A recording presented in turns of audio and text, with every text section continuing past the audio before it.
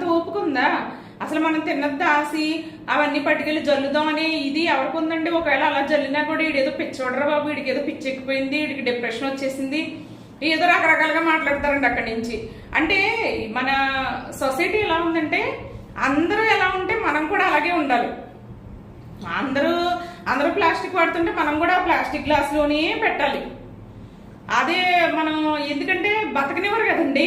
ఎవరైనా స్టీల్ గ్లాస్ని అక్కడ పెట్టి ఇచ్చారనుకోండి, ఇంకా ఆడిని బతకనివ్వరండి. ఆడు అసలు పిసినారోడు, కనీసం ప్లాస్టిక్ గ్లాసు పావలా పెట్టి అది కూడా కొనలేకపోయాడు, ఈ స్టీల్ గ్లాస్ లో పోస్తున్నాడు, ఈడు పిసినారుతనం ఎక్కడా లేదు. అసలు అతని మనసులో ఉన్న ఇది ఏంటో కూడా అర్థం చేసుకోరు.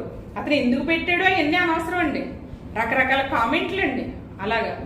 కానీ ఒకటండి, ఆ ప్రకృతి గురించి నిర్ణయం తీసుకున్నప్పుడు స్టాండ్ అయి ఉండాలండి. మనం ఎవరు ఏమనుకున్నా కూడా మనం ప్రకృతిని డిస్టర్బ్ చేయకుండా ఎవరైతే చేస్తారో భగవంతుడు ప్రకృతి ఒకటే, అది శ్రీకృష్ణ భగవానుడు కూడా చెప్పాడు. మరి వెళ్ళి మనం భగవంతుడికి దండం పెట్టడం కాదు, ప్రకృతికి దండం పెట్టొచ్చండి. ప్రకృతిని పాడు చేస్తే భగవంతుడికి హాని చేసినట్టే, అది మాత్రం గుర్తుపెట్టుకోండి. ఆటోమేటిక్గా మనల్ని మనం హాని చేసుకున్నట్టే, మన ఫ్యూచర్ తరాలకి హాని చేసినట్టే. కాబట్టి ఈరోజు నిజంగా కొమర అంకారావు గారు, ఆయన ముద్దు పేరు అంటే నిక్ నేమ్ అంటండి, జాజీ అని పిలుస్తారంట.